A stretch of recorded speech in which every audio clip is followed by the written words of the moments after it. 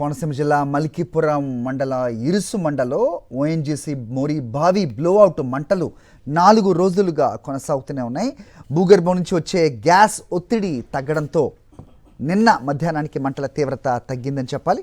అయితే ఒక్కోసారి గ్యాస్ ఒత్తిడి పెరిగినప్పుడు మళ్ళీ మంటలు ఎగసిపడుతున్నాయి. ఈ మార్పుల కారణంగా పరిస్థితి పూర్తిగా అదుపులోకి రావట్లేదు.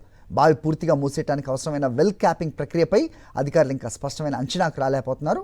గ్యాస్ ఒత్తిడి స్థిరంగా లేకపోవడం వల్ల చర్యలు తీసుకోవడంలో ఇబ్బందులు ఎదురవుతున్నాయి. ఈ ఘటనతో స్థానిక ప్రజల్లో భయాందోళనలు నెలకొన్నాయి.